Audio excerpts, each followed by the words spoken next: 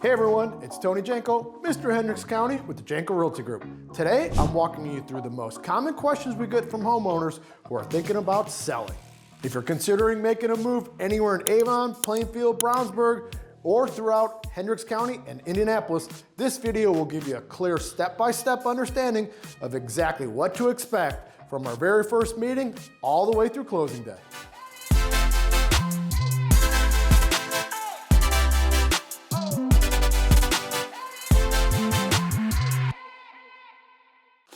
Let's begin with the first question most sellers ask. What actually happens during our initial meeting? During this appointment, our goal is to create complete clarity and a strong strategy. We start by determining the most probable sale price for your home in its current condition. This isn't a guess or a high-level estimate. It's a data-backed number based on comparable sales, your home's conditions, its features, and the overall direction of the market. We then review whether there are any improvements that would give you more than 100% return on your investment. Many times, small, inexpensive updates can provide meaningful lift in value or marketability. We also look at items that may not increase your return, but if left undone, could hurt your sales position. Things like maintenance issues or cosmetic concerns that buyers may interpret negatively. During this meeting, we also complete all the listing contracts and disclosures so we can legally be ready to bring your home to market. One of the most important items we cover is the net to seller form. This document shows you exactly what you would walk away with after paying off your mortgage, any liens, property taxes, title fees, real estate commissions, and HOA fees if you have an HOA. Essentially, everything that affects your bottom line. If you sold your house for a certain price, we will know exactly what you would walk away with. We never want our sellers to be surprised, and from day one, we want you to understand exactly where you stand financially.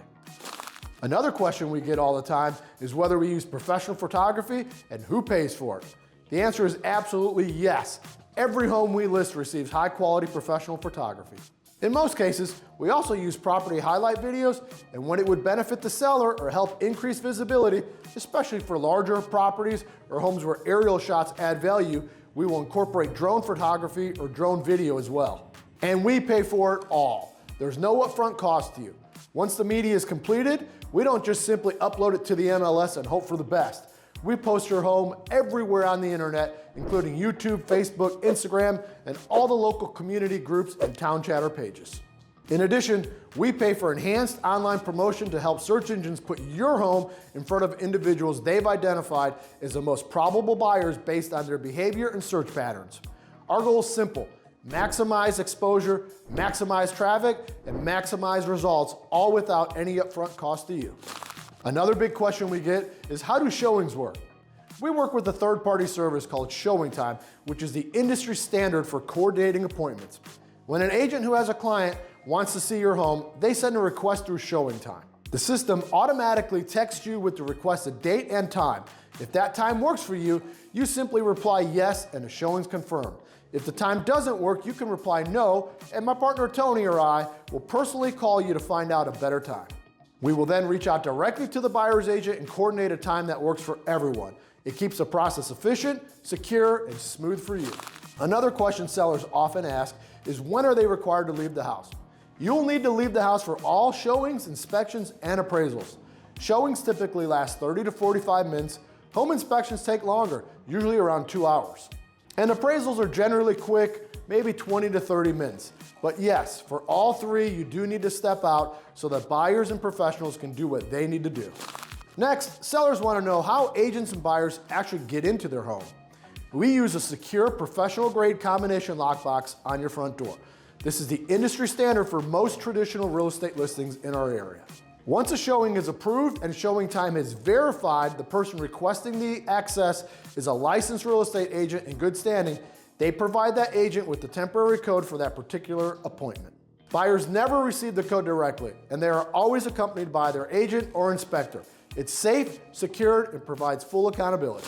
Now, let's talk about offers, which is one of the most important parts of the entire process.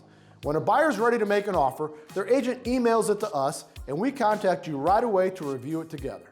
There are several things we negotiate: the offered purchase price, any items they want to include in the sale, such as appliances, the date they want to close, the possession timeline for when they want to take over the home, and any fees they're asking you to pay. whether those are traditional seller costs or additional items like their lender fees or even their agent's commission. But nothing in the offer should be a surprise, because when we first met, we reviewed a net to seller estimate that showed what buyers in today's market might reasonably request. Once we receive an actual offer, we update that net to seller to reflect the exact terms they're asking for. The purchase agreement also outlines how long the buyer has to complete their inspections and all other key dates, so we know exactly what to expect. Next, sellers want to know what inspectors look for. The short answer is everything. They examine the roof, foundation, electrical, plumbing, HVAC system, appliances, outlets, windows, drains, everything that could impact the condition or functionality of the home. Usually the day after the inspection, we receive what's called the buyer inspection response. This includes a list of repairs the buyer is requesting, as well as a full inspection report, which normally runs 50 to 75 pages. It documents every issue the inspector found, big or small. Another popular question is, what type of items do buyers typically ask you to fix? According to the purchase agreement, inspection negotiations are meant to focus on major defects or safety-related concerns.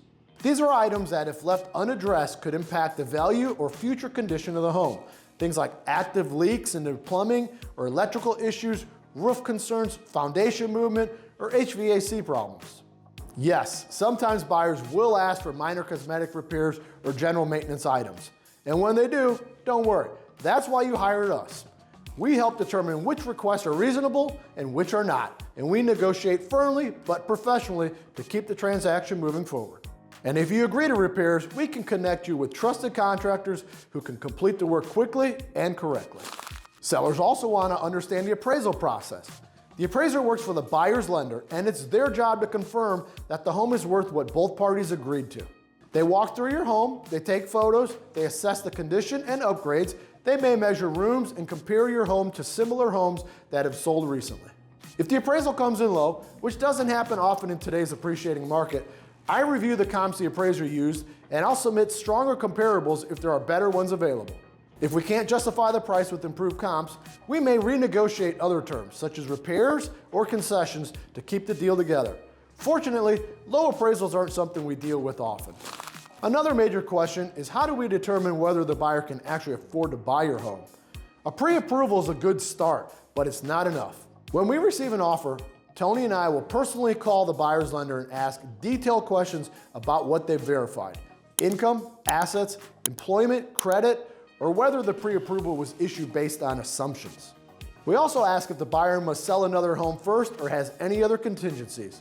We go even further by calling the agents and lenders on those transactions to verify the timelines, status, and likelihood of closing. Our goal is to make sure that you're accepting or negotiating an offer from a buyer who's fully qualified and working with a lender who can get the deal closed. A lot of work goes into this step, but it ensures you're making the right decision when choosing which offer to accept. And finally, sellers want to know how long it takes to close and when would they need to be moved out by. Most finance deals take around 35 to 45 days. Cash deals can be quicker, sometimes in as less as 2 weeks. Possession, meaning when the buyer officially gets the keys, is negotiable. In today's market, most sellers get possession at closing or within a couple days afterwards. We will review all these terms with you when we receive the offer and keep you updated throughout the transaction so there are no surprises. Thinking about relocating to the Indianapolis area? Well, I've got just the thing for you. My team and I have actually taken the time to create the ultimate relocation guide, which is meant to save you hours of research, and I've linked it below. From top employers to the best hospitals and a boatload of other things that you need to know before making the move. The best part is this guide is 100% free. That's right, you heard me, 100% free. Just click the link in the description below or the top pinned comments. Hope that helps. If you're thinking about selling your home, whether soon or sometime down the road, reach out. Tony and I would love to sit down with you, walk through your goals, and give you a clear roadmap for a successful sale. You can call or text us anytime. If you found this video helpful, hit the like button, subscribe to the channel, and share this with someone who may be thinking about selling their home in Hendricks County or anywhere in the Indianapolis area. Thanks for watching, and we'll see you in the next one.